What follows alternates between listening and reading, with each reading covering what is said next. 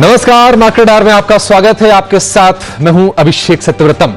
बाजार में आज लगातार दूसरे दिन बिकवाली है और वजह यह है कि बॉन्ड यील्ड में जिस तरह से उछाला है और साथ ही साथ कोरोना के मामले लगातार बढ़ रहे हैं और एफआईएस की बिकवाली हो रही है, उससे बाजार का सेंटिमेंट कहीं न कहीं अब बिगड़ता हुआ दिखा है और लगातार दूसरे दिन तेज बिकवाली है। सवाल यह कि आखिरी के 2 घंटे में क्या बाजार का मूड माहौल थोड़ा सा बेहतर होगा या फिर जो बिकवाली का प्रेशर है वो और ज्यादा गहरा होगा, इसका जवाब लेंगे अपने एक्सपर्ट से। साथ ही आखिरी के 2 घंटे के लिए आपको शेयर में ट्रेड के मौके बताएंगे। लेकिन चलिए शुरुआत कर लेते हैं बाजार की 5 बड़ी बातों के साथ।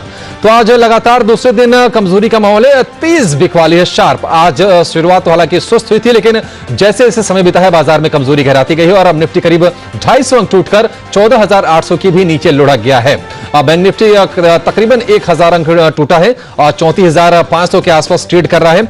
और अगर बाजार में अगर आप सेक्टर्स को देखेंगे तो आईटी अगर आप छोड़ दीजिए, वहां से सिर्फ बाजार को थोड़ा सा सपोर्ट मिल रहा है, अदरवाइज चौतरफा आपको बिकवाली देखने को मिलेगी आज, जिसमें कि लीड कर रहे हैं बैंकिंग, फाइनेंशियल और ऑयल एंड गैस में। रिलायंस में करीब 2.5% की कमजोरी है, वहां से प्रेशर बन रहा है। इसके अलावा अगर देखेंगे तो एमटीएआर टेक की आज 85% प्रीमियम पर धमाकेदार लिस्टिंग हुई है, कमजोर आज बाजार है। उसके बाद भी ये शेयर देखिए मजबूत बढ़त के साथ अभी भी ऊपर टिका हुआ है और इंट्राडे में 1150 रुपए के भी पार निकला था। तो प्राइमरी मार्केट में भी जबरदस्त एक्शन है, हालांकि बाजार का मूड थोड़ा सा खराब है और आज बाजार को विदेशी बाजारों से भी कोई खास सहारा नहीं मिल रहा है। डॉ फ्यूचर से सपाट 32,800 के पास।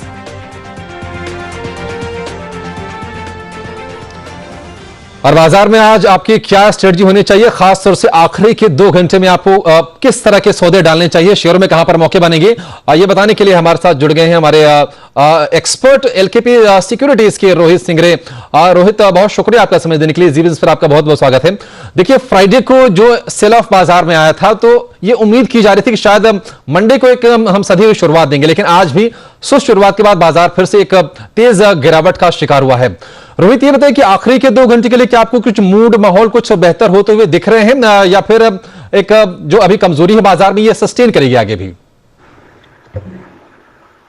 अभिषेक, देखिए स्ट्रक्चर में थोड़ा कहना कि हम लोग को डेन दिखा है, double top sort of structure Nifty के अंदर बना है। निफ्टी बैंक के अंदर भी थोड़ा बहुत सेलिंग प्रेशर देखने को मिला है।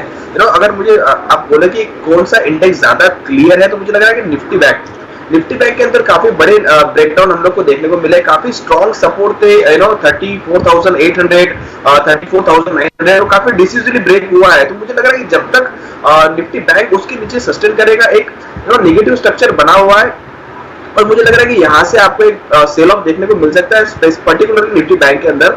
तो निफ्टी बैंक के अंदर मुझे लग रहा है कि यहाँ पर आपको लॉन्ग अवॉइड करके चलना चाहिए। कोई भी उछाल आता है तो शॉर्ट के बारे में सोचे। ऊपर की तरफ आपका जो स्टॉप लॉस रहेगा वो करीब 34,800 34,900 के करीब रहेगा और मुझे लग रहा है कि 1,000-1,200 पॉइंट की गिरावट हम लोग को निफ्टी बैंक के अंदर देखने को मिल सकती है। रही निफ्टी की bank, Abhishek, I think Nifty के अंदर काफी बढ़िया सपोर्ट है जो है 14,750 के जोन में। एक राइजिंग ट्रेंड लाइन बनी है निफ्टी के अंदर। जब और जैसे ही 14,750 के नीचे अगर निफ्टी सस्टेन करेगा तो मुझे लग रहा है कि वहां पर भी हम लोग को एक ब्रेकडाउन देखने को मिलेगा। तो निफ्टी एक एज पे अगर खड़ा हुआ है, 14,750 काफी अहम लेवल है निफ्टी के अंदर। उसके नीचे मुझे लग रहा है कि अगर ज्यादा तक सस्टेन करेगा तो वहां पर भी आपको सेल ऑफ देखने को मिल सकता है। बट निफ्टी बैंक के अंदर स्ट्रक्चर काफी क्लियर है, यहाँ पर आपको सेल ऑफ की स्ट्रेटजी यूज करनी चाहिए। As of now longs avoid करके चलना चाहिए। ठीक है, लॉन्ग्स अवॉइड करना चाहिए निफ्टी बैंक में। यहां से अभी 1,000 पॉइंट की और एक डिप आ सकती है और इसकी वजह यह कि जैसे जैसे बॉन्ड यील्ड में उछाला है ना, स्टॉक्स में, खासतौर से बैंकिंग में और फाइनेंशियल स्टॉक्स में प्रेशर देखने को मिला है। एक सवाल रोहित, एक जो दुविधा है ट्रेडर्स के मन में, देखिए अब आज लगातार दूसरा दिन है जो शार्प आज सेल ऑफ हुआ है बाजार में। ये बताइए कि करना क्या चाहिए, यहां से थोड़ा सा नीचे जाए तो क्या खरीदारी का कंफर्ट मिलेगा या फिर अभी बेचने में ही समझदारी है? अभिषेक, देखिए जैसे कि मैंने बताया निफ्टी बैंक के अंदर तो खरीदारी नहीं करना है, वहां पर आपको शॉर्ट के सौदे आप बनाकर चल सकते हैं। बट अगेन देखिए काफी बार हम लोग को देखने को मिला है कि एक सेल ऑफ आता है बट दूसरे दिन वापस 100 पॉइंट्स का गैप अप आता है। तो मुझे लग रहा है कि आपको थोड़े जो सौदे रहेंगे काफी स्टिक स्टॉप लॉस के साथ मेंटेन करके चलने हैं। First of all Nifty bank का स्ट्रक्चर अभी मुझे ज्यादा क्लियर लग रहा है शॉर्ट साइड में, तो वहां पर आपको शॉर्ट के मौके बना के चल सकते हैं 34,800। और अगर पोजीशन लिहाज पर मैं बात करूं निफ्टी बैंक के अंदर पर्टिकुलरली तो 35,000, जब तक 35,000 के नीचे मुझे लग रहा है कि एक काफी बढ़िया डीप हम लोग को देखने को मिल सकता है निफ्टी बैंक पर्टिकुलरली। रही निफ्टी की बात तो निफ्टी के अंदर हम लोग को थोड़ा वेट एंड वॉच करना पड़ेगा। 14,750 इसके नीचे अगर कोई भी क्लोज आता है तो यहाँ पर भी स्ट्रक्चर खराब होते हुए दिखेगा। 200-250 पॉइंट का वापस हम लोग फॉल निफ्टी के अंदर भी देख सकते हैं। तो मुझे लग रहा है कि निफ्टी बैंक आप शॉर्ट बना के चल सकते हैं।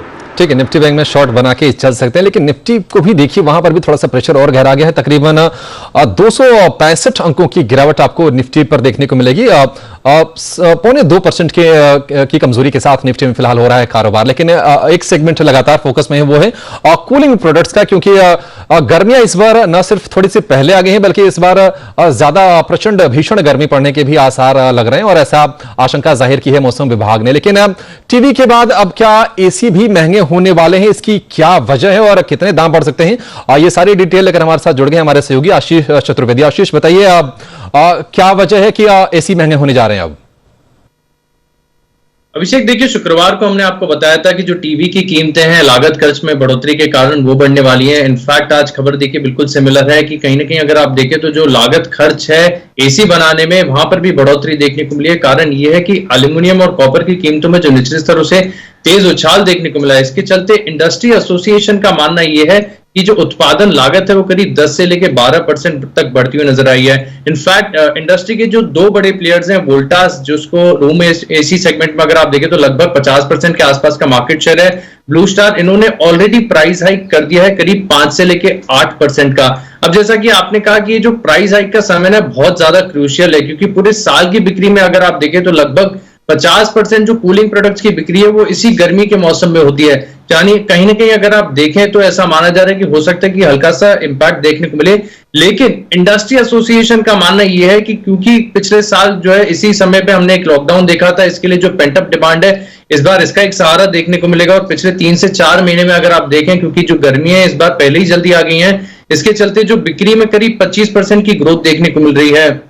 और इंडस्ट्री सूत्रों के मुताबिक अगर आप देखें तो मानना यह है कि जो सस्ते उत्पाद हैं उनको रिस्पांस बढ़िया देखने को मिलेगा, वहां पर जो बिक्री है ज्यादा प्रभावित नहीं होगी। लेकिन जो प्रीमियम है, 5 स्टार 4 स्टार एसी जो है उनकी बिक्री में हल्की सी नरमी देखने को मिल सकती है। आपको फोकस रखना है सबसे पहले तो देखिए वोल्टास और ब्लू स्टार, ये दो कंपनीज के बारे में मैंने बताया कि इन्होंने प्राइस हाइक ऑलरेडी ले लिया है। जॉनसन, हिताची, हैवेल्स, इन्होंने भी जो है एसी का सेगमेंट है लॉयड के माध्यम से। अंबर एंटरप्राइज है, आईएफबी इंडस्ट्रीज जो कि कॉन्ट्रैक्ट मैन्युफैक्चरर्स है। लेकिन क्योंकि कूलर एसी के मुकाबले एक सस्ता विकल्प होता है और इंडस्ट्री एसोसिएशन का स्ट्रांगली मानना है कि जो सस्ते प्रोडक्ट्स हैं इनकी मांग बेहतर देखने को मिलेगी। इसके लिए जो कूलर बनाने वाली कंपनीज हैं, सबसे बड़ी दिग्गज सिम्फनी यहां पर नजर रखेगा, बजाज इलेक्ट्रिकल्स और ओरिएंट इलेक्ट्रिकल्स। ठीक है, तो सिम्फनी, बजाज इलेक्ट्रिकल्स और ओरिएंट इलेक्ट्रिकल्स, ये कूलर बनाने वाली कंपनी है, यहां पर नजर रखिए, क्योंकि वोल्टास ने और ब्लू स्टार ने ऑलरेडी अपने प्रोडक्ट्स के दाम बढ़ा दिए हैं। और जो इनकी रॉ मटेरियल जो होती हैं, कॉपर और एल्यूमिनियम, इनको बनाने में जिसका इस्तेमाल किया जाता है एसी में के प्रोडक्शन में, उसके दाम बढ़ने के चलते कंपनी को दाम बढ़ाने पड़ रहे हैं। शुक्रिया आशीष इस तमाम जानकारी के लिए। रोहित, आपसे समझना चाहेंगे, देखिए पिछले दिनों हमने देखा था कि पिछले 1 महीना इनफैक्ट आप देखिए इन कंपनियों के लिए काफी बेहतर साबित हुआ है, और करीब करीब 1500 रुपए के आसपास सिम्फनी का शेयर पहुंचा भी था, वहां से थोड़ा सा करेक्ट हुआ, तकरीबन 200 रुपए नीचे आया है। ब्लू स्टार ने और वोल्टास ने तो दाम बढ़ा दिए हैं। ये बताइए कि हेवेल्स में जो सिम्फनी में जो करेक्शन है, क्या ये आपको एक सही अपॉर्चुनिटी लग रही है यहां पर? अभिषेक, काफी बड़ा मूव हम लोग को देखने को मिला था सिम्फनी के अंदर। मुझे लग रहा है कि कहीं ना कहीं आपको थोड़ा और वेट करना चाहिए। यहाँ पर इतना क्लियर कट स्ट्रक्चर नहीं है, बट मुझे लग रहा है अगर क्लियर कट स्ट्रक्चर की अगर मैं बात करूं तो जो पहला स्टॉक मेरे रडार पर आएगा वो रहेगा ब्लू स्टार। काफी बेहतरीन ब्रेकआउट देखने को मिले हैं 850 रुपए के ऊपर, बड़े चार्ट्स पर, वीकली चार्ट्स पर। और सेम ब्रेकआउट हम लोग ने वोल्टास के अंदर देखे थे, और वहां से काफी बढ़िया रनअप भी हम लोग को देखने को मिला है। अभी तक ब्लू स्टार के अंदर वो रनअप अभी भी मिस है, तो मुझे लग रहा है ब्लू स्टार एक काफी बढ़िया कैंडिडेट हो सकता है पोजीशन लिहाज पे, लॉन्ग टर्म लिहाज पे। जब तक ये स्टॉक 820 825 के ऊपर ट्रेड कर रहा है, मुझे लग रहा है कि यहाँ से वापस 1100 तक के लेवल भी हम लोग को ब्लू स्टार के अंदर देखने को मिल सकते हैं। और सेम ही इसके अंदर अगर मैं बात करूं फैन के साइड में, तो ओरिएंट इलेक्ट्रिक, यहाँ पर मुझे काफी अच्छे ब्रेकआउट देखने को मिल रहे हैं। तो मुझे लग रहा है ओरिएंट इलेक्ट्रिक पे भी आपको ध्यान रखकर चलना चाहिए। यहाँ से भी आपको 8 से 10% तक का अपसाइड देखने को मिल सकता है। बट अगर मुझे प्रीफर्ड पिक रहेगा वो रहेगा ब्लू स्टार। ठीक है, ब्लू स्टार एक प्रेफर्ड पिक है, लेकिन एक राय आपसे मैं वोल्टास पर भी चाहूंगा रोहित। देखिए काफी टाइम से एक 50-60 रुपए के दायरे में फंसा है और 1000 रुपए के ऊपर जाकर टिका तो है, लेकिन 1100 रुपए के ऊपर नहीं निकल पा रहा है। ये बताइए कि वोल्टास कब वो प्राइस आएगा जब आपको लगेगा कि एक फ्रेश तेजी का ट्रिगर मिल गया? अभिषेक आपने लेवल खुद ही मेंशन कर दिया, वो रहेगा 1100 रुपए का लेवल। आई थिंक जब तक ये 1100 के ऊपर सस्टेन नहीं करेगा तब तक इसमें मजा नहीं रहेगा, बिकॉज एक सिमेट्रिकल ट्रायंगल के अंदर स्टॉक जो है ट्रेड कर रहा है। तो 1100 रुपए के ऊपर हम लोग को फ्रेश ब्रेकआउट देखने को मिलेंगे। तो अगर किसी को ट्रेडिंग के लिहाज से लेना है तो 1100 रुपए के ऊपर ही आपको लेकर चलना चाहिए, फिर वहां से हम लोग एक 5-7% का मूव देख सकते हैं। बट एज ऑफ नो एक सिमेट्रिकल ट्रायंगल के अंदर है, कोई क्लियर स्ट्रक्चर नहीं है, but overall momentum positive. But 1100 के ऊपर आपको ट्रैक्शन देखने को मिलेगा। ठीक है, 1100 रुपए के ऊपर वोल्टास में आपको एक तेजी देखने को मिलेगी, वहां पर आपके लिए एक अपॉर्चुनिटी बन सकती है। लेकिन पिछले दिनों ऐसी खबरें आ रही थी, रिपोर्ट्स आ रही थी, मीडिया रिपोर्ट्स की, और टाटा ग्रुप जो है बिग बास्केट को खरीदेगा, इसको लेकर फिर से थोड़ी हलचल तेज होती दिख रही है। और ज्यादा डिटेल्स के साथ वरुण दुबे हमारे साथ जुड़ गए हैं। वरुण, बताइए क्या खबरें आपके पास? डेफिनेटली अभिषेक, सही कहा आपने कि लंबे समय से खबर थी कि बिग बास्केट को खरीदने के लिए टाटा ग्रुप जो है पूरी तरह से आगे बढ़ चुका है, और अब दरअसल और एक कदम इस ग्रुप ने बढ़ा दिया। और खबर ये आ रही है कि सीसीआई के पास ये पहुंच चुके हैं सारे परमिशन लेने के लिए।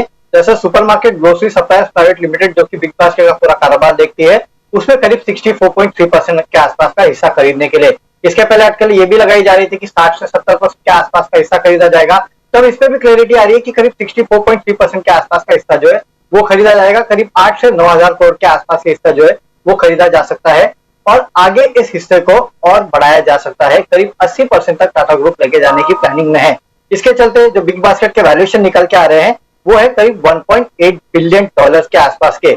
अब टाटा ग्रुप ये क्यों चाहता है? देखिए, टाटा ग्रुप दरअसल एक बेसिकली वो एक ऐप बना रहे हैं, और ये चाहते हैं कि इस सुपर ऐप के अंदर टाटा ग्रुप के जितने भी कंज्यूमर कारोबार है उनके सारे प्रोडक्ट्स इसमें रहे। और इसके लिए वो जितना भी एक ऑनलाइन बड़ा प्लेटफॉर्म बनाना चाहते हैं, और उसके लिए कहीं ना कहीं ये बिग बास्केट का अधिग्रहण जो है वो किया जा रहा है। अब बिग बास्केट ही क्यों? देखिए, प्रेजेंस काफी अच्छी है, 35 से ज्यादा शहरों में इसकी रीच है, करीब 3.5 करोड़ के आसपास इस कंपनी के पास ग्राहक है, और करीब 40% ऑनलाइन ग्रोसरी और शॉपिंग करने वाले जो है वो बिग बास्केट का उपयोग दरअसल करते हैं। तो एक बहुत बड़ा मार्केट जो है वो बना बनाया इस कंपनी को मिल जाएगा। 4 से 5% के आसपास बिग बास्केट का मार्केट शेयर जो है वो भी है। तो एक बड़ा बनाया मार्केट मिल जाएगा, और टाटा को अपना जो ऑनलाइन प्रेजेंस है वो बढ़ाना है। तो सुपर ऐप जो ये लॉन्च करना चाहते हैं, उसके तहत और एक कदम इन्होंने बढ़ा दिया है, और सीसीआई के पास अब टाटा ग्रुप पहुंच चुका है। बिल्कुल, तो ऑनलाइन और रिटेल स्पेस में टाटा को अपनी पैठ मजबूत करने में इस डील से मदद मिलेगी। इसकी जुड़ी जो भी डिटेल्स आएंगी आपके सामने आगे भी हम जरूर रखें। लेकिन चलिए छोटा सा ब्रेक लेंगे, और ब्रेक के बाद आपको बताएंगे मिड कैप कंपनियों में ऐसे 14 दमदार शेयर जिन पर है जेफरीज को भरोसा। आप कहीं जाइएगा नहीं।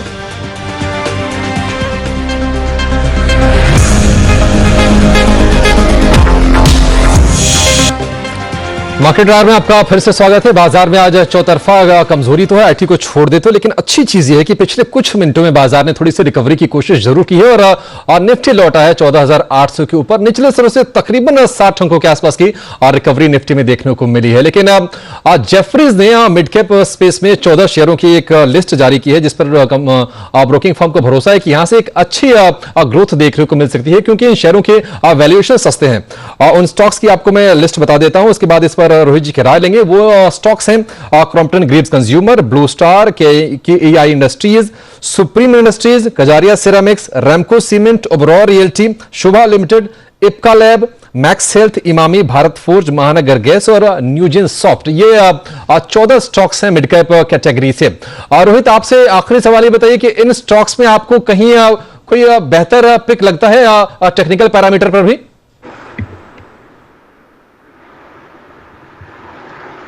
अभिषेक, देखिए, एक तो हम लोग ने ऑलरेडी डिस्कस कर लिया जो ब्लू स्टार था। सेकंड जो रहेगा वो रहेगा एमजीएल भी काफी अच्छा स्ट्रक्चर है, बट अभी थोड़ा पोजिशन लिहाज पर आपको ध्यान देकर चलना पड़ेगा। ऊपर की तरफ इसके जो हर्डल है वो करीब 1240-1250 के करीब है। तो मुझे लग रहा है कि जब तक वो क्रॉस नहीं करेगा एक बड़ा मूव नहीं आएगा। बट कोई भी डिप आती है आपको खरीदारी करने की सलाह रहेगी। नीचे की तरफ अगर आपको स्टॉप लॉस की अगर मैं बात करूं तो जब तक ये स्टॉक 1100 के ऊपर ट्रेड कर रहा है, इसमें एक पॉजिटिव मोमेंटम बना रहेगा, और मुझे लग रहा है कि जल्दी हम लोग 1250 के लेवल क्रॉस करेंगे, और 1350-1400 तक के भी लेवल एमजीएल के अंदर देखने को मिल सकते हैं। तो एमजीएल मुझे लग रहा है कि यहाँ से काफी अच्छी स्ट्रेंथ दिखा सकता है। ठीक है, तो एमजीएल एक यहां से 1400 रुपए तक की स्ट्रेंथ दिखा सकता है, तो यहां से एक सॉलिड मजबूती मौजूदा स्तरों से भी देखने को शेयर में मिल सकते हैं। रोहित जी, बहुत शुक्रिया आज आपका समय देने के लिए, और साथ ही बाजार के साथ शेयरों पर अपना नजरिया हमसे साझा करने के लिए। चलिए शो को यहीं समेटेंगे और एक छोटा सा ब्रेक लेंगे, और ब्रेक के बाद लेकर हाजिर होंगे फाइनल ट्रेड। आप कहीं जाइएगा नहीं। नमस्कार।